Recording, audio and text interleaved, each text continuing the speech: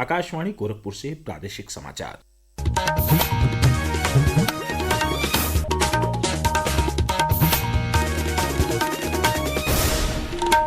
नमस्कार। समाचार बुलेटिन के साथ मैं वेद प्रकाश पाठक। पहले मुख्य समाचार। स्वतंत्रता दिवस की पूर्व संध्या पर राष्ट्र को संबोधित करेंगी राष्ट्रपति द्रौपदी मुर्मू। आज शाम 7 बजे से आकाशवाणी के संपूर्ण राष्ट्रीय नेटवर्क और दूरदर्शन के सभी चैनलों पर प्रसारित होगा राष्ट्रपति का संबोधन। नई दिल्ली में आयोजित 79वें स्वतंत्रता दिवस समारोह में प्रदेश के 33 ग्राम प्रधानों, 14 लखपति दीदियों और 178 श्रमिकों सहित कई अन्य लोग विशिष्ट अतिथि के तौर पर होंगे शामिल। मॉनसून सत्र के दौरान जारी है विकसित भारत विकसित उत्तर प्रदेश के विजन डॉक्यूमेंट 2047 पर विधानसभा में 24 घंटे की विशेष चर्चा। और प्रदेश में बर्ड फ्लू की आशंका को देखते हुए मुख्यमंत्री योगी आदित्यनाथ ने दिए विशेष निर्देश। अब समाचार विस्तार से। राष्ट्रपति द्रौपदी मुर्मू 79वें स्वतंत्रता दिवस की पूर्व संध्या पर आज शाम राष्ट्र को संबोधित करेंगी। यह संबोधन शाम 7 बजे से आकाशवाणी के संपूर्ण राष्ट्रीय नेटवर्क पर प्रसारित होगा। यह दूरदर्शन के सभी चैनलों पर हिंदी और अंग्रेजी में प्रसारित होगा। दूरदर्शन पर हिंदी और अंग्रेजी में संबोधन के प्रसारण के बाद दूरदर्शन के क्षेत्रीय चैनलों द्वारा क्षेत्रीय भाषाओं में भी इसका प्रसारण किया जाएगा। आकाशवाणी अपने संबंधित क्षेत्रीय नेटवर्क पर रात 9:30 बजे से क्षेत्रीय भाषाओं में इसका प्रसारण करेगा। देश भर में कल 79वां स्वतंत्रता दिवस समारोह मनाया जाएगा। इस अवसर पर प्रधानमंत्री नरेंद्र मोदी दिल्ली में लाल किले की प्राचीर से राष्ट्र को संबोधित करेंगे। समारोह में उत्तर प्रदेश सहित देश के सभी राज्यों और केंद्र शासित प्रदेशों के 210 पंचायत नेता विशेष अतिथि के तौर पर शामिल होंगे। प्रस्तुत है एक रिपोर्ट। इस वर्ष के विशेष अतिथियों में बड़ी संख्या में महिला पंचायत प्रतिनिधि शामिल हैं, जिन्होंने अपनी ग्राम पंचायतों में बेहतर बुनियादी ढांचा, बेहतर सार्वजनिक सेवाएं और समावेशी सामुदायिक पहल जैसे उल्लेखनीय सुधार लाए हैं। इन विशेष अतिथियों के लिए नई दिल्ली में एक औपचारिक सम्मान समारोह आयोजित किया जाएगा। कार्यक्रम के दौरान AI संचालित सभासार एप्लीकेशन लॉन्च भी किया जाएगा। दीपेंद्र के साथ अमन यादव, आकाशवाणी समाचार, दिल्ली। स्वतंत्रता दिवस समारोह में प्रदेश के 33 ग्राम प्रधान, 14 लखपति दीदियां और 178 श्रमिकों सहित कई अन्य लोग भी विशिष्ट अतिथि के तौर पर शामिल होंगे। उप मुख्यमंत्री केशव प्रसाद मौर्य ने कल लखनऊ से लखपति दीदियों के दल को नई दिल्ली के लिए रवाना किया। इनमें फतेहपुर जिले की राष्ट्रीय आजीविका मिशन से जुड़ी लक्ष्मी देवी भी शामिल हैं, जो समारोह में हिस्सा लेने के लिए उत्साहित हैं। मुझे भारत सरकार के द्वारा दिल्ली जाने का मौका मिला। 15 अगस्त में प्रधानमंत्री जी से मिलने का मौका मिल रहा है। सौभाग्य की बात है कि मैं आजीविका मिशन से जुड़ के इतने आगे जा रही हूँ। मुझे खुशी होती है कि मुझे समूह से जुड़ के बहुत अच्छा लगा। जौनपुर के सामाजिक कार्यकर्ता शुभलाल सरोज को भी लाल किले पर आयोजित स्वतंत्रता दिवस समारोह में हिस्सा लेने का अवसर मिला है। वह खुद दिव्यांग हैं और प्रधानमंत्री नरेंद्र मोदी के मन की बात कार्यक्रम से प्रेरणा लेते हुए दिव्यांग जनों की समस्याओं के समाधान से संबंधित सुझाव लगातार भारत सरकार को भेजते रहते हैं। प्रेरणा लेकर उनकी मन की बात को मैंने जो है भारत सरकार को अवगत कराता रहा। उसको सरकार ने सुझाव के रूप में स्वीकार करते रहे और लागू भी करते थे और पत्र भी हमें मिलता था। तो उसी माध्यम से हम करते करते आज यहाँ तक पहुँचे। माननीय प्रधानमंत्री जी का मैं तहे दिल से धन्यवाद देता हूँ।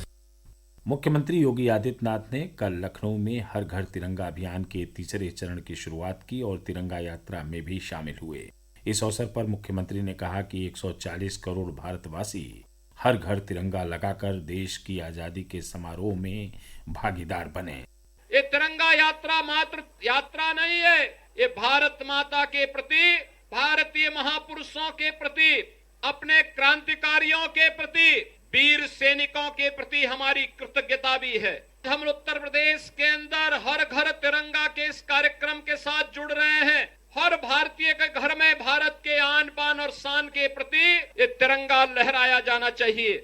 हर घर तिरंगा अभियान के तहत प्रदेश के ऊर्जा मंत्री AK शर्मा के नेतृत्व में भी कल लखनऊ में भव्य तिरंगा यात्रा का आयोजन हुआ।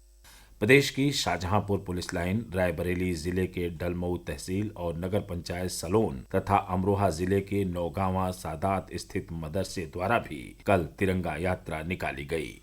प्रादेशिक समाचार आप आकाशवाणी गोरखपुर से सुन रहे हैं। यह समाचार बुलेटिन हमारे YouTube channel AIR news Gorakhpur और एक्स हैंडल AIR न्यूज_GKP पर भी उपलब्ध है। विधानमंडल के मॉनसून सत्र के दौरान विधानसभा में विकसित भारत विकसित उत्तर प्रदेश के विजन डॉक्यूमेंट 2047 पर विशेष चर्चा जारी है। यह विशेष चर्चा कल शुरू हुई और 24 घंटे लगातार चलने के बाद आज पूरी होनी है।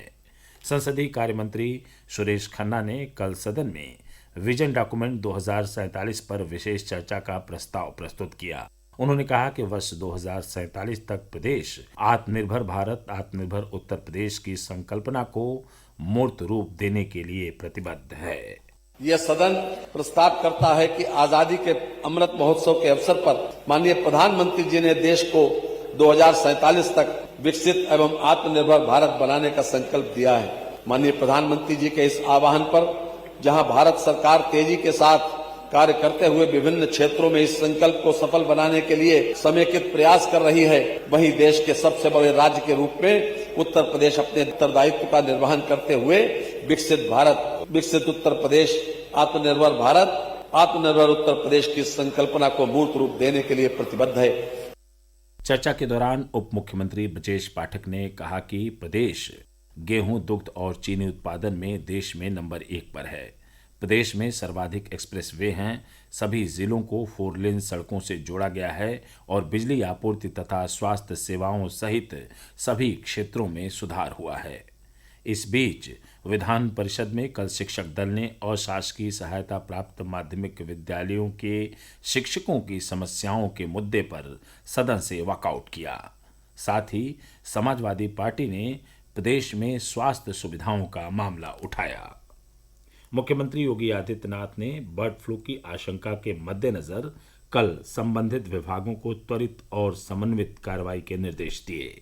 प्रस्तुत है एक रिपोर्ट। मुख्यमंत्री ने प्रदेश के सभी प्राणी उद्यानों, पक्षी विहारों, नेशनल पार्कों, वेटलैंड क्षेत्रों और गो आश्रय स्थलों में सुरक्षा उपायों को और मजबूत करने को कहा है। साथ ही प्राणी उद्यान परिसरों को नियमित रूप से सैनिटाइज करने, सभी वन्य जीवों की स्वास्थ्य जांच अनिवार्य रूप से करने के निर्देश भी दिए। मुख्यमंत्री ने कहा कि सभी कर्मचारियों को एवियन इन्फ्लुएंजा के लक्षण, संक्रमण के तरीके और उससे बचाव के उपायों की विस्तृत जानकारी दी जाए। श्री योगी ने कहा कि प्रदेश के सभी पोल्ट्री फार्मों की मानकों के अनुरूप कड़ी निगरानी की जाए और पोल्ट्री उत्पादों के आवागमन पर निरंतर नियंत्रण रखा जाए। समाचार कक्ष से तनवीर फातिमा। इटावा के उत्तर प्रदेश आयुर्विज्ञान विश्वविद्यालय में कुलपति डॉक्टर अजय सिंह ने कल वरिष्ठ नागरिकों को समर्पित जेरियाट्रिक OPD सेवा का उद्घाटन किया। इस अवसर पर कुलपति ने कहा कि भविष्य में केवल OPD ही नहीं बल्कि पैथोलॉजी और अन्य स्थानों पर भी वरिष्ठ नागरिकों के लिए अलग काउंटर की व्यवस्था लागू होगी। वहीं गोरखपुर के मंडल स्तरीय जिला अस्पताल में कल से ही ऑनलाइन OPD पर्चा बनाने की सुविधा लागू कर दी गई। इससे मरीज और उनके परिजन घर बैठे अपना पर्चा खुद बना सकते हैं। मुख्य चिकित्सा अधिकारी डॉक्टर राजेश झा ने बताया कि आभा ID वाले मरीजों को अपना पर्चा बनाने में अधिक सहूलियत होगी। और अंत में इस बुलेटिन के मुख्य समाचार एक बार फिर।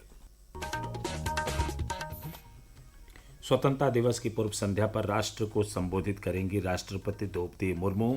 आज शाम 7 बजे से आकाशवाणी के संपूर्ण राष्ट्रीय नेटवर्क और दूरदर्शन के सभी चैनलों पर प्रसारित होगा राष्ट्रपति का संबोधन। नई दिल्ली में आयोजित 79वें स्वतंत्रता दिवस समारोह में प्रदेश के 33 ग्राम प्रधानों, 14 लखपति दीदियों और 178 श्रमिकों सहित कई अन्य लोग विशिष्ट अतिथि के तौर पर होंगे शामिल। मानसून सत्र के दौरान जारी है विकसित भारत विकसित उत्तर प्रदेश के विजन डॉक्यूमेंट 2047 पर विधानसभा में 24 घंटे की विशेष चर्चा। और प्रदेश में बर्ड फ्लू की आशंका को देखते हुए मुख्यमंत्री योगी आदित्यनाथ ने दिए विशेष निर्देश। समाचार समाप्त हुए। नमस्कार।